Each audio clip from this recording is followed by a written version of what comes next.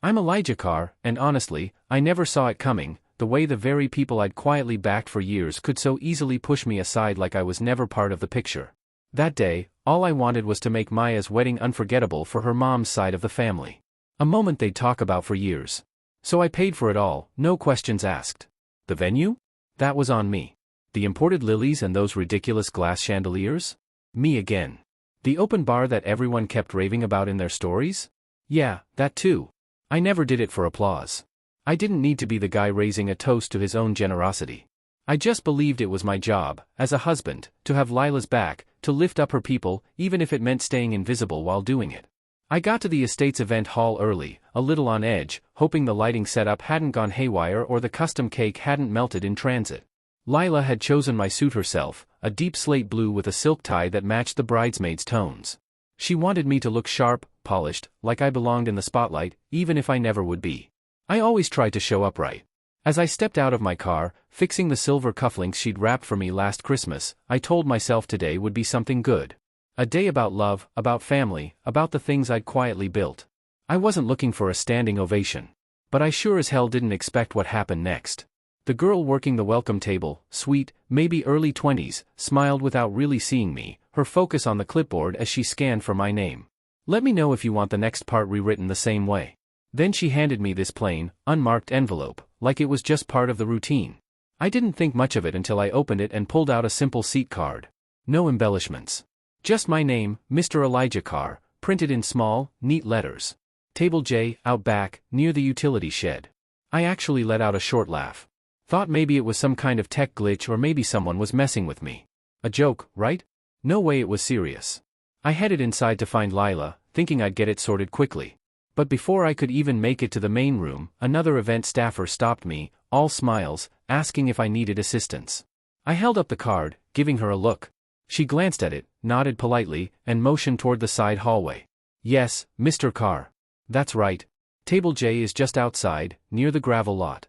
I glanced past the elegant setup, the tall white canopies, the string lights dangling like fireflies from the beams, the warmth of the golden chandeliers hanging over the polished floor. Through the glass patio doors, I could just make out the edge of the side area she was talking about. Dimly lit. Tucked away. Still, in my head, I kept telling myself it had to be a mix-up. Some spreadsheet error or seating chart snafu. No way they actually meant to stick me out there, not after everything I'd done. Not after I funded half this wedding, covered every shortfall, patched every emergency. But as I moved through the main reception area, nobody stopped me. No one called out my name. No one waved me over or asked why I wasn't sitting with the others. The party had already kicked off, guests were laughing, clinking glasses, nibbling on appetizers. I caught sight of Lila across the room, standing next to Maya and one of the bridesmaids. She was beaming. Absolutely glowing in the middle of it all, like she didn't even notice I hadn't joined them. Let me know if you want me to keep going with the next section. She didn't notice me. I pushed the side door open and stepped out into the cool air. And there it was, Table J. Just one folding chair next to a scratched-up banquet table that looked like it had been pulled out of some forgotten closet. No tablecloth, no decorations, not even a cheap centerpiece. Just a name card, my name, crudely taped to the corner of the seat like it was an afterthought. The whole thing was set just a few feet from a tall industrial dumpster, the kind you'd expect behind a diner kitchen, not outside a coastal event space hosting a six-figure wedding. Off to the left, the celebration was in full swing. String lights blinked gently above the manicured lawn. One of those old patio heaters let out a low clicking buzz, its weak flame throwing flashes of orange and gold over the cracked pavement beneath my feet. Inside, I could hear the soft start of the jazz trio beginning the processional music. I didn't sit. Not right away. I just stood there for a moment, trying to wrap my head around what I was looking at. What it meant. And then I saw her, Marcia, my mother-in-law. The master of polite cruelty. The kind of woman who could lace an insult with enough sweetness to make you question your own sanity. She stepped out of the main room, probably heading toward the catering tent, but when her eyes landed on me, she slowed. Took her time. Gave me this long, deliberate look like she'd been waiting for this moment. Her face didn't change, not even a flicker of surprise or shame. Just that smirk. Cold. Measured. 1,000 times sharper than the wind coming off the bay. Well, she said as she passed by, her perfume trailing behind like synthetic jasmine and spite. Looks like you don't really count, huh? I didn't answer. Didn't ask her why. Didn't remind her of the tax bills I'd quietly taken care of to keep her name out of the news. Didn't bring up the venue upgrades I paid for when she wanted the flower wall and the extra lights. I just stood there. Alone. Watching her disappear into the warmth of a celebration I'd helped fund, but wasn't welcome in. I was the one who bent over backward to meet her impossible demands. Every detail she fussed about, I handled it. And still, I said nothing. Just stood there, staring at that sad little chair next to a garbage bin. The realization crept in slow, like the fog that rolls in off the cliffs near Harborview. Not loud. Not dramatic. Just heavy. Steady. Unavoidable. This wasn't some mix-up. It wasn't a prank. It wasn't an oversight. It was deliberate. A message, clear as day, and I got it. I kept looking at the card in my hand, half hoping the damn thing would change if I stared hard enough. Like maybe the words Table J, outside by service access would magically shift into something normal. Something decent. But they didn't. So I headed back through the main walkway, past clusters of people sipping wine and laughing like it was the best night of their lives, and I caught the eye of the event coordinator. She clutched her clipboard tight to her chest, her smile stretched thin, the kind you wear when you've had to babysit too many drunk uncles and impatient bridesmaids. I stepped up, kept my tone steady. I think there's been a mistake, I said, holding out the card. She blinked, glanced down, then flipped a few pages on her clipboard, running her finger along one of the rows until she stopped. Elijah Carr, right? I gave a slow nod, waiting. Yes, sir. That's your seat. Table J. Just outside, near the utility lot. The side lot, I repeated, my voice dropping. She nodded again. That's what was submitted by the family. It's what they requested. Something inside me shifted right then. It didn't break, not exactly. It was more like something heavy and cold slid into place behind my chest. Solid. Final. I didn't argue. What was there to fight? They'd made it crystal clear, this wasn't a fluke or a last-minute mishap. It wasn't carelessness. This was intentional. And I got the message. Loud and clear. So I turned and walked off before the silence I was holding and turned into something I couldn't swallow back down. As I made my way through the reception tent, I couldn't help but notice how flawless everything looked. It was beautiful. Warm light spilled from the crystal pendants above, candles flickered down the length of each long table, and the servers floated around with little trays shaped like seashells, each one topped with perfectly arranged appetizers. I passed all of it, the whole carefully staged fantasy I'd paid for, and not a single person turned to acknowledge I was even there. No glances. No nods. Nothing. I stepped past a velvet divider near the exit, the kind used to keep guests from seeing anything behind the scenes, and the second I was outside, the music dulled behind the heavy doors. What replaced it was the low hum of the heater and the distant hiss of cars from the highway nearby. And then there it was, my seat. If you could even call it that. Just a plain plastic folding table, the kind they pull out at last-minute church events, with a single collapsible chair beside it. No cloth, no silverware, no plate. Just a piece of white paper with my name scribbled in thick black marker, taped onto the edge like an afterthought. Right beside it, a tall metal dumpster let off the sour stink of wilted greens and discarded shrimp tails. The heater above me gave off flickering bursts of orange light, casting weird, twitchy shadows like I'd wandered into the wrong scene of a cheap high school play. I just stood there, staring at it all. I wasn't furious, not in that wild, burning way people usually describe. There was no outburst, no clenched fists. What I felt was cleaner than that. Sharper. Like something hard had locked into place inside me, and I finally understood what I hadn't wanted to admit before. That's when I heard the click of heels behind me, tapping steadily against the concrete. I turned and saw her, Meredith Langston. My ex-mother-in-law. Queen of polite insults and thinly veiled jabs wrapped in silk. She looked exactly how I expected, dressed to kill in some glimmering gold number that screamed both money and calculated dominance. She stopped just a few feet in front of me, letting her eyes drift over my jacket, then down to the sad excuse of a table next to me. "Oh," she said, as if the sight actually caught her off guard. But her face gave her away. She wasn't surprised.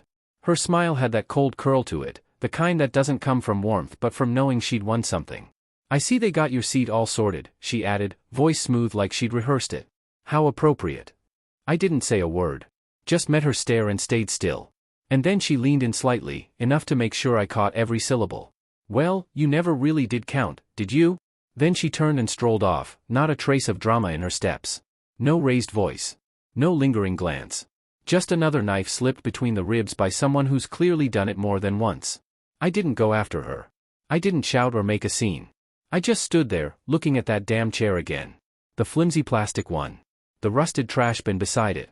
The heater buzzed above me, casting an ugly orange glow over everything. Laughter floated from inside, muffled and far away, like it was happening in someone else's life. Eventually, I sat down. Just for a minute. I let it all sink in, the sting of this moment, sure, but also everything that came before it. All the times I picked up the tab without ever asking for a thank you. The favors I did for Juliana. The times I bailed out Maxine's reckless spending, or stayed quiet just to keep things smooth for Harper.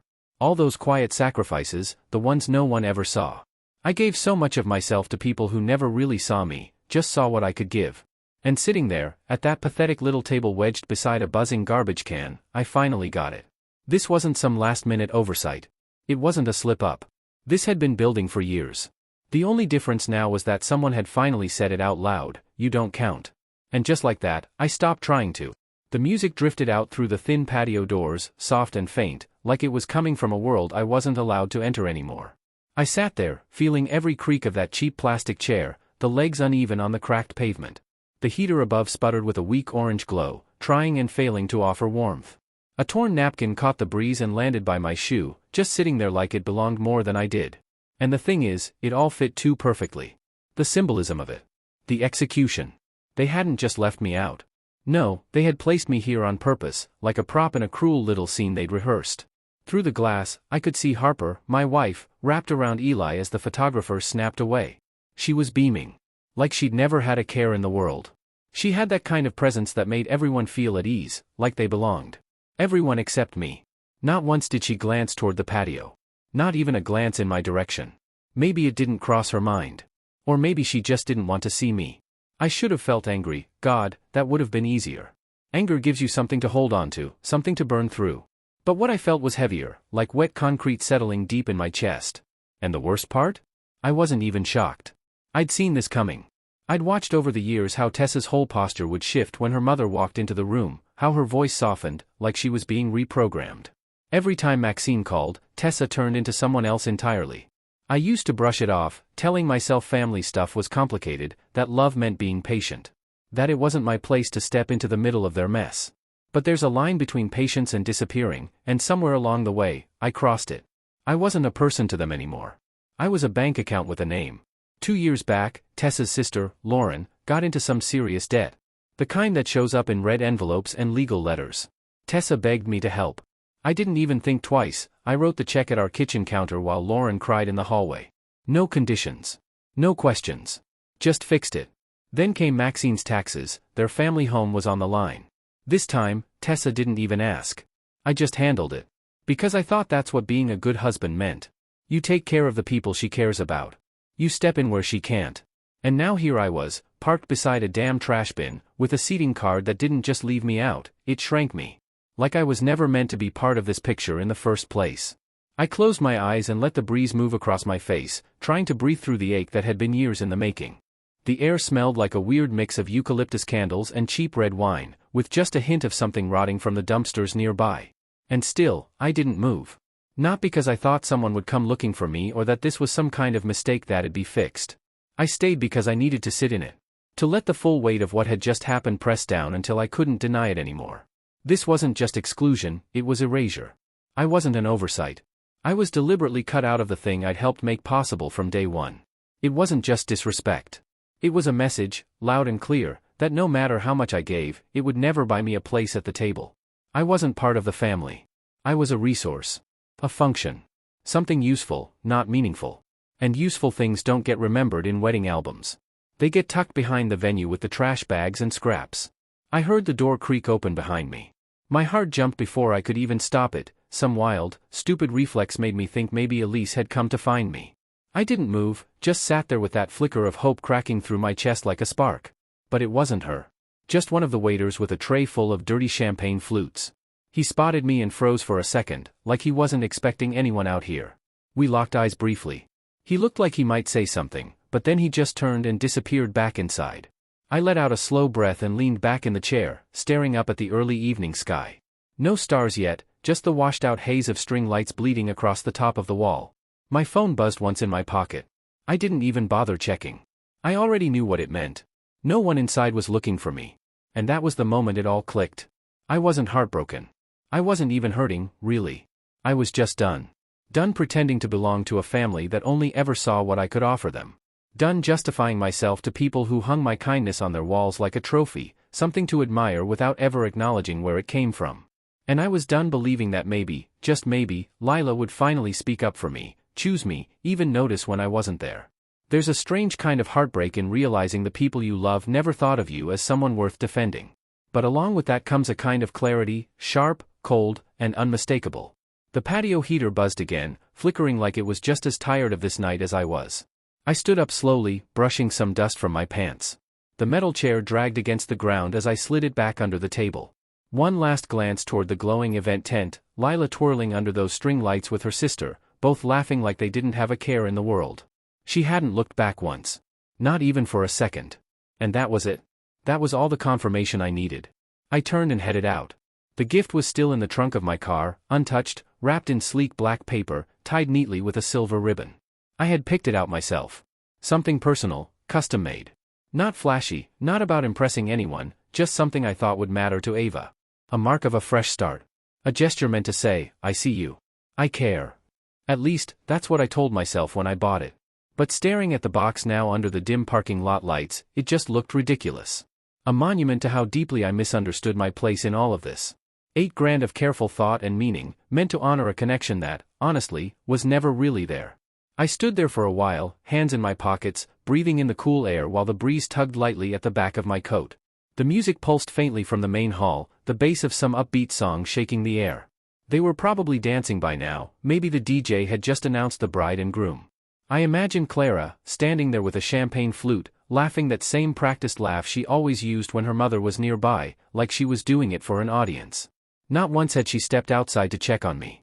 Not once had she even bothered to wonder where I'd gone. I watched her from the sidelines, laughing and chatting for hours, and never once did I see any sign that she noticed my absence. I picked up the gift box from the trunk and gently closed it. It felt heavier now, not in weight, but in what it represented. My steps were slow, deliberate, as I walked past row after row of neatly parked cars, past the floral arch at the entrance to the vineyard, and toward the reception hall. The staff at the door gave me a quick glance, but no one tried to stop me. I walked with intention, and when you move like that, people just clear the way. As I stepped inside, the lighting was soft and warm, casting a golden glow across the room. I could hear the laughter, the toasts, it felt so familiar. Clara was sitting at a table near the dance floor, facing Ava. She was smiling at her, that look of admiration I'd seen 1,000 times. I paused for a moment, watching her. That same familiar profile, the way her head tilted slightly when she was trying to seem fully engaged in a conversation. She didn't notice me. She wasn't even looking. I moved slowly toward the gift table, set up beneath a lavish floral arrangement on the far side of the room. Wrapped boxes in every shape and size stacked high, everything from fancy cookware to envelopes stuffed with cash. I found a small empty spot near the center and carefully placed my gift down. The ribbon loosened just a bit, and I tightened it without thinking. This would be the last thing I gave them, and I didn't want it to be careless. As I turned to leave, I heard my name. Marcus. Clara's voice called out, light and confused, like she was trying to fit me into a scene where I clearly didn't belong. I stopped and turned slowly. She was just a few steps behind, her hand still holding a half-empty glass of wine. "Where are you going?" she asked, that smile tugging at the corners of her lips, as if this was all just a misunderstanding. Her dress shimmered in the soft lighting, and for a second, I remembered the woman I thought I married. The woman who once sat barefoot with me in our first apartment, eating takeout from plastic containers and talking about a future where we'd always have each other's backs, no matter what. I looked at her, really looked at her, and in that moment, I didn't see my wife. I didn't see my partner. I saw someone who had watched me fade into the background, who had seen me humiliated in that room and didn't even care enough to miss me. I had watched it all unfold, or worse, stood by while it happened. I got home before the cake was even cut, and that was the bitter irony of it. Everyone was still clapping, still raising their glasses, still pretending everything was flawless, perfect. Meanwhile, I was unlocking the front door, stepping into silence. I didn't bother with the lights. The house felt different as soon as I stepped inside, like it somehow knew things had changed. I kicked off my shoes by the door and made my way to the kitchen. The only sound was the low hum of the refrigerator. A half-drunk glass of whiskey sat on the counter from the night before. I poured it out, then filled a fresh one, letting the burn crawl down my throat. Then, I powered off my phone, not just silenced it, but turned it off completely. No buzzing, no pings, no digital pull into the chaos. I grabbed the glass and collapsed onto the couch, letting my body melt into the cushions. My suit jacket was still on, still buttoned, and I didn't bother to take it off. It felt like armor, and I wasn't ready to shed it yet. For a moment, my mind wandered back to the gift. I imagined the moment when someone would finally open it, maybe after the reception wrapped up or during the post-wedding brunch Linda had organized for the next day with her usual grandiosity. Someone would probably assume it was something extravagant, a high-end espresso machine or a rare collector's piece, something that fit the image of a man who had picked up the entire tab. Maybe Clara would be the one to unwrap it, or perhaps Ava or even Linda if she got curious enough. But none of them would be ready for what was inside, not even close. Inside that meticulously wrapped box, there was no fancy blender, no expensive crystal, no designer flatware. What they'd find instead was a heavy black file folder, packed with printed copies of every financial document I'd signed for their benefit, property transfer agreements that had quietly transferred the deed to Linda when she was on the verge of losing the house. There were letters confirming the closure of Clara's credit line at Clara's Secret, the one she'd asked me to co-sign when her spending spiraled out of control, draining Ava's honeymoon fund. The transfer had been reversed, the funds pulled from my private brokerage account, assets frozen. Letters from lawyers, paperwork that wasn't fueled by anger but was final. And then, the note, typed, concise, and signed with my name. It read, "This wedding cost me $62,450. Consider this my last gift. All ties are dissolved, all debts are returned, all accounts are closed, paid in full." It was the truth, laid out in legal terms and sealed with consequence. No shouting, no accusations, no long paragraphs about how I felt betrayed. Just cold math, boundaries, and finality. For the first time, the silence in my living room felt sacred. It wasn't a punishment or emptiness. It was protection. It was mine. I leaned back, letting it settle around me. Somewhere out there, Clara was probably wondering where I'd gone. Maybe she thought I just needed some air or that I'd be back once the cake was cut and the dancing slowed down. By the time they realized the gift had been opened, by the time they saw what was inside, Clara would know I wasn't coming back. The silence stretched deep into the night. I didn't bother checking the time. I didn't need to. I watched the shadows on the ceiling slowly shift as the room darkened naturally. No calls came through. No knocks on the door. The wedding kept humming along, driven by wine and the need for everyone to maintain their picture-perfect lives. I could almost picture the moment it all started to unravel.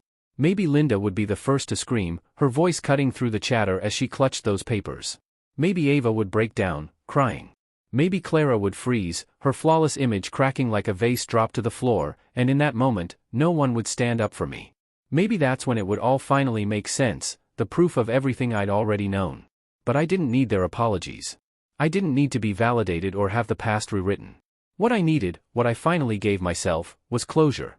I took another sip of my drink, letting the burn remind me that I was still here, still alive, and this moment was real. It wasn't a fantasy, it wasn't some plan for a future that might never come, it was now. I drew the line, not with rage, but with certainty. They had cast me aside, left me by the trash bins in a suit I'd paid for, at a wedding I had funded. And I had thanked them with a gift that couldn't be covered by bows or smoothed over with a smile. I gave them the truth. And the truth, unlike my silence, wasn't something they could ignore. By the time the night ended, they would understand what they had lost. And me? I had already started to hear the screams, even though I wasn't there to witness them. I didn't need to, though. I could imagine them well enough. The sharp edge of Linda's voice when she realized that the deed to her house wasn't hers anymore. The gasp from Ava when she understood that her dream honeymoon had just evaporated. Then there was Clara, frozen in that silence, standing among torn wrapping paper and the legal papers I'd left behind, realizing that what I'd done wasn't a threat, it was a final decision. A clean break. The kind of cut that leaves nothing to mend. I woke up late the next morning, sunlight pouring through the blinds like the world had decided to wipe everything clean for me. No more pretending. No more playing the role of the dutiful husband to a woman who couldn't even be bothered to look up from whatever was in front of her.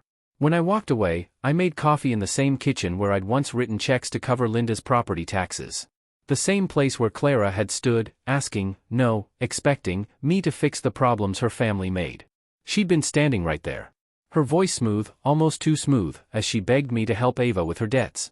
I'd written those checks without asking for a word of thanks. But those days were over. I turned on my phone, 53 missed calls. Linda's name filled half the screen. Clara's took up the other half. Ava had left 2 voicemails. I didn't bother listening to any of them. Instead of replying, I opened the group chat they'd created for the wedding plans, just the Sinclairs and me. I scrolled all the way to the bottom. The first message was from Linda, sent at 12:13 a.m. No punctuation, just pure fury. How could you do this to your own wife? On Ava's wedding day, you were disgusting. Another message followed, this time from Ava, Marcus, please. We didn't mean anything by it. It was just a joke. Please tell me this isn't real. I almost laughed. A joke, huh? Yeah, a joke. The same joke where I ended up beside the trash bins, under a flickering heat lamp, after paying for their entire six-figure fantasy. It didn't feel like a joke when Linda looked me in the eye and told me I didn't count. It didn't feel like a joke when Clara saw me walking away and asked, "Where are you going with the wine?" Her voice was flat, empty, and there was nothing behind her eyes. I didn't bother replying to any of their messages. Instead, I opened a new note on my phone and typed out a single sentence. They weren't sorry for what they did. They were sorry I did something about it. That was the difference. That had always been the difference. Clara finally texted me mid-morning, asking, "How could you do this on Ava's wedding day?" No preamble. No "are you okay?" No attempt to understand. Just an automatic defense of her sister and their perfect image. The wedding mattered more than the man who funded it. I didn't hesitate for a second. I typed out a simple reply, "How could you let them?" Then I set my phone face down on the counter and walked away. No follow-up, no clarifications, no second text. Just silence. Not the kind meant to punish, but the kind that protects you. The kind you use when you finally realize nothing you say will ever be heard the way you mean it. Later that evening, I went for a drive. The air felt cooler than it had all week, so I rolled down the windows. I didn't have a destination in mind, I just needed to move, to put some space between me and everything. My thoughts weren't jumbled. They were sharp, each one clear, distinct. I passed a stretch of road lined with tall sycamore trees, the sun hanging low between their branches. I let myself feel a bit of peace, just for a moment. Not happiness, not yet, but peace. The kind that comes after the storm has passed and the world has gone still. Not because nothing was broken, but because at least the damage was over. Back home, I poured a glass of wine and stood by the window, staring out at the small yard I'd carefully landscaped with my own hands. I remembered when Clara had chosen the flowers. She'd wanted blue hydrangeas, the kind that looked perfect for photos. I'd planted them without a word, just for her. For the idea of us. Now, they stood there like remnants of something that never really was. My phone buzzed again. This time, it was a voicemail from Ava. Her voice broke as soon as she started speaking. "Marcus, I'm so sorry. I didn't know. I didn't mean it like that. Please, can we talk? Please don't do this to Clara. Don't do this to the family." That phrase again, to the family. As if they were the ones who mattered, as if they hadn't made me the punchline of their little game and then convinced themselves it was all in good fun. I deleted the voicemail without hesitation. I'd done enough for that family already. For years, I'd bought their silence, endured their jabs, bit my tongue until it bled. But this time, I didn't stay silent. I spoke back, not in rage or with some dramatic outburst, but with clarity, with evidence, with legal precision. I hadn't raised my voice, but they heard me anyway. And now, finally, they couldn't ignore it. 2 days passed without a word from Clara. I thought maybe she'd finally understood what silence meant. But I was wrong. That morning, the doorbell buzzed sharply, cutting through the quiet of my apartment just after 9. I was halfway through my coffee, the news playing on the TV in the background, though I wasn't really paying attention. I glanced at the peephole before opening the door. There she was, Clara, standing outside in a cream trench coat, sunglasses perched on her head, clutching a white leather bag like it was holding her together. She didn't wait for me to say anything. She walked straight past me as if she still had the right to do so. "You turned your phone off," she said, like we were picking up a conversation from yesterday, instead of standing in the aftermath of a mess neither of us could undo. I didn't respond immediately. I just closed the door, turned back to the kitchen, and set my mug down on the counter. She followed me into the living room but didn't sit down. She just stood there in the middle of the space, looking around like it wasn't familiar anymore. Maybe it wasn't. Maybe neither of us were familiar to each other anymore. I needed space, and I said it plainly. "You didn't seem interested in hearing me before." She shook her head, her lips parting into that half-laugh, the one I'd seen before, disbelief mixed with something else. "Marcus, what you did on Ava's wedding day." I held up a hand. "If you start with that sentence, I'm going to ask you to leave." Her jaw tightened, and I could see it, the internal fight in her eyes, the urge to defend the story she'd already made up.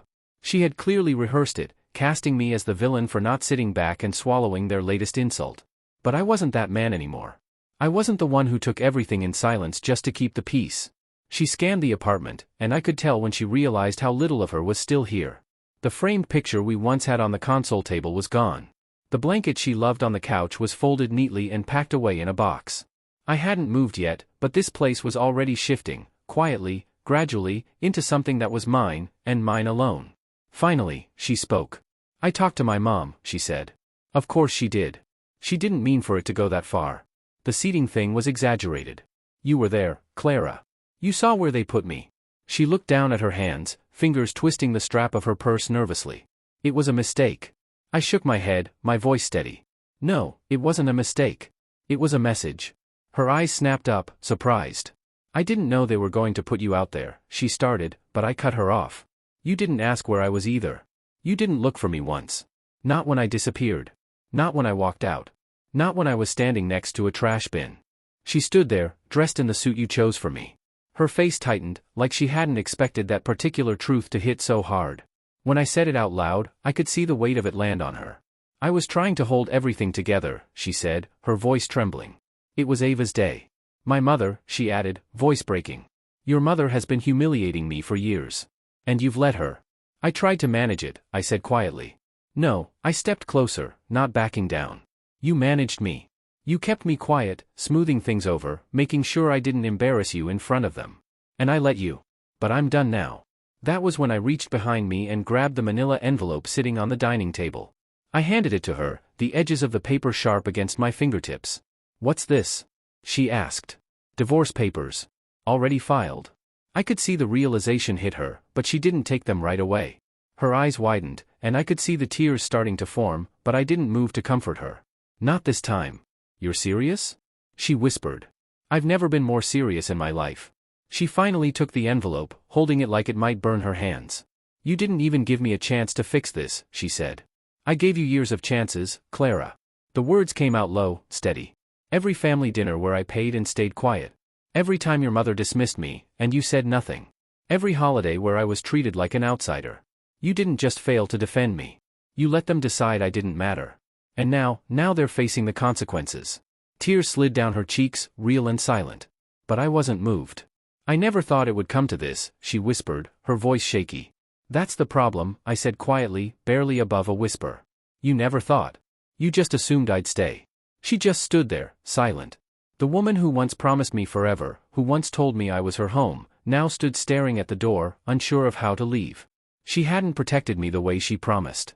"I didn't hate you, Clara," I told her, "but I can't keep doing this. I won't." Her voice barely reached me when she whispered, "What am I supposed to tell them?" I met her gaze, calm. "Tell them the man they threw away finally believed them." She didn't say anything else. She took the envelope from my hand, and I watched her leave slowly, the weight of everything she lost hanging around her like a shadow. But I didn't watch her for long. I closed the door behind her, locked it, and stood there for a moment, just breathing, alone, steady, and free. For the first time in years, I wasn't waiting for someone to choose me. I'd already chosen myself. 3 days earlier, when Clara walked out of my apartment with the divorce papers clutched in her hands, as if they were burning her. Then, a letter arrived. Not a text, not an email, but an actual letter, paper, folded with care, sealed in a plain envelope, my name written across the front in deliberate, almost old-fashioned script. I knew that handwriting. I'd seen it on birthday cards, on notes left at Linda's meticulously set dinner tables. It belonged to Gregory Sinclair, Clara's father. He hadn't said a word during the wedding. I'd seen him standing off in the distance, tucked away in my exile by the trash bins, but he'd never met my eyes. He never once made an effort to reach out, not even in the smallest way, to show that he saw what was happening. He was always the quiet one, the guy sitting off in the corner with a scotch in hand, his kind smile never quite reaching his eyes. He was just background noise to Linda's constant performance, a shadow that trailed behind her without question. So when I saw his name on the return address, I almost didn't bother opening it. But I did. Inside was a single sheet of cream-colored paper, the ink a deep navy blue. It wasn't long, just a few paragraphs, but I read each word slowly, as if each sentence might shift something in me that I hadn't realized still needed fixing. "Marcus, I'm not good with confrontation and I've always been worse with courage. It's something I've carried my whole life, and something I won't pretend you haven't noticed. But I saw what they did to you. I watched it happen, and I said nothing. And for that, I'm sorry. Truly sorry. I've seen this family make you small for years. I've watched them take from you while you gave everything, your money, your time, your silence. You were the only man I ever respected in this family. You never shouted. You never sought attention. You just kept showing up, and they treated you like furniture, convenient, unnoticed. What you did at the wedding? I folded the letter carefully, feeling the weight of his words in a way I hadn't expected. He never once made an effort to reach out, not even in the smallest way, to show that he saw what was happening. He was always the quiet one, the guy sitting off in the corner with a scotch in hand, his kind smile never quite reaching his eyes. He was just background noise to Linda's constant performance, a shadow that trailed behind her without question. So when I saw his name on the return address, I almost didn't bother opening it. But I did. Inside was a single sheet of cream-colored paper, the ink a deep navy blue. It wasn't long, just a few paragraphs, but I read each word slowly, as if each sentence might shift something in me that I hadn't realized still needed fixing. Marcus, I'm not good with confrontation and I've always been worse with courage. It's something I've carried my whole life, and something I won't pretend you haven't noticed. But I saw what they did to you. I watched it happen, and I said nothing. And for that, I'm sorry. Truly sorry. I've seen this family make you small for years. I've watched them take from you while you gave everything, your money, your time, your silence. You were the only man I ever respected in this family. You never shouted. You never sought attention. You just kept showing up, and they treated you like furniture, convenient, unnoticed. What you did at the wedding? I folded the letter carefully, feeling the weight of his words in a way I hadn't expected. It wasn't worn out, just weathered. Solid. There still hadn't been any response from Clara, no second attempt. Maybe the letter from her father had made an impact on her. Maybe not. In the end, it didn't really matter. That chapter of my life was closed. What lingered wasn't anger. It was something new, an unfamiliar kind of peace. I didn't have to prove anything anymore. Not to Linda, not to Ava, not to Clara. They could twist the story however they liked. Reframe it to fit their comfort. Let them. I had my own version, and it didn't need conditions or any revisionist grace. I spent the rest of the evening sorting through the apartment, not because I was restless, but because I had a purpose now. I packed the last of Clara's things into a box, framed photos, the scarf she always left on the coat hook but never wore, the book she never finished that had been gathering dust on my nightstand. I sealed the box with tape, wrote her name on the side with a thick black marker, and set it by the door. Letting go isn't some grand, dramatic gesture. It's 100 small decisions. This was just one of them. I poured myself another drink, leaned against the window, and stared out into the night sky. Gregory's words echoed in my mind, they never deserved your quiet strength. I never expected validation from that family, but somewhere deep down, I had hoped that someone would see me. Gregory, maybe too late, but at least he had. And that was enough. It was enough to stop holding on, enough to stop trying. To stand there, knowing I had been real in a place that always tried to erase me, it was something different. The wind coming off the coast was sharp, cutting through the morning fog like a blade. I found myself at the edge of a cliff in Big Sur, boots digging into the loose gravel beneath me as I looked out over the endless ocean in front of me. The sound of the waves crashing against the rocks below was constant, unrelenting, like breathing, like the passage of time itself. It was the kind of noise that reminded you how insignificant you were in the grand scheme of things. But in that moment, standing there, I felt larger than I had in years. This place wasn't just a house, it was a choice. A new life, free from performance, free from obligation, free from apology. Behind me, just 100 yards away, sat the house I had bought, small, simple, tucked into the hillside with windows that framed only the sea and sky. There were no neighbors, no Sunday brunches, no dinners where I sat silently while Linda subtly tore me apart with her perfect smile. No more pretending I hadn't brought anything with me. All I had was the essentials, clothes, books, and the letter Gregory had written me, tucked away in a desk drawer, like a quiet monument to a truth I needed to hold on to. The rest? Gone. Sold, or given away. I didn't need it. Let Clara keep the polished furniture and the wedding crystal we never even used. Let the past stay where it belonged, behind me, untouched. I breathed in deep and let the wind rush over me, feeling everything settle into place. It had taken me months to get here. Months since I walked away from that vineyard, since I left behind the gift that shattered every illusion they'd carefully built. Months since I handed Clara those divorce papers without hesitation. At first, maybe without even realizing it, I waited. Part of me wondered if she'd come back with something real, some sign of remorse, a truth I hadn't heard yet, but it never came. She signed the papers without a word. No fight, no last-minute plea for reconciliation, just her name, the familiar loop of her handwriting, marking the end. And in that silence, it was as if everything had been said. I wasn't angry anymore. Not at Clara, not at Linda, not even at Ava. The rage had burned out a long time ago. What I felt now was clarity. They had shown me who they were, and I'd finally accepted it. I didn't need them to see me anymore. That had been the hardest part, letting go of the desperate need to be understood, to be appreciated by people who never cared to know the full weight of what I'd carried. I had always hoped that one day, they'd see the sacrifices, the long hours, the quiet support, and say, "You mattered." But they hadn't, and they wouldn't. And that was okay. Because now, I saw myself, and I mattered to me. I took a few steps forward, feeling the gravel crunch under my boots. The drop was steep, dangerous even, but I wasn't afraid. I felt grounded, rooted in the moment. The sky above was pale blue, calm and still, the air heavy with salt, pine, and the faint scent of wood smoke from a cabin further down the road. Everything felt so much simpler now. Clean. Uncomplicated. I reached into my coat pocket and pulled out a crumpled piece of paper, a list I had made, nothing lofty, just a few things I'd written down in the quiet of those early mornings after Clara had left.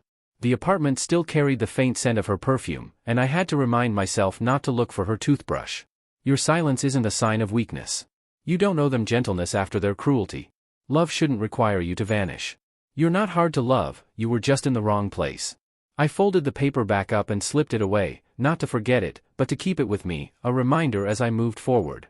Behind me, the house felt heavy with the promise of fresh starts. The windows were wide, the light poured in, and in the background, an old jazz album spun on the record player, its crackly warmth filling the space. The fridge was full now, and I could cook whatever I wanted. No more rigid eating rules like Claret used to enforce, as if they were some kind of badge of superiority. The books on the shelves were mine, everything here was mine.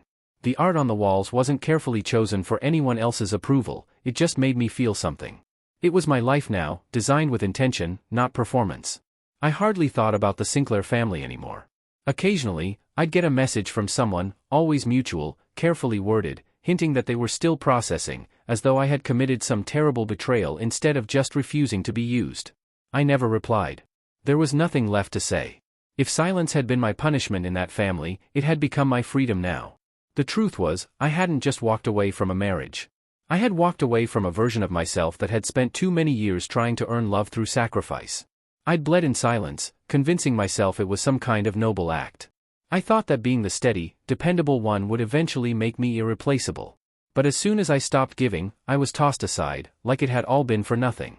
And yet, I didn't shatter. I didn't crumble. I rose. The sound of the waves crashing below me grew louder, almost like a rhythm, like applause. Not for revenge, but for survival, choosing peace, choosing myself. I turned and started walking back to the house, each step sure beneath me, the wind pushing me forward. I had no idea what came next. No grand plans, no timelines. Just space. Just time. Just me. I was finally free to be the man I was always meant to be, without anyone else's conditions. I didn't need a seat at Clara's family's table. I'd built my own, and it wasn't anywhere near the trash. It faced the ocean.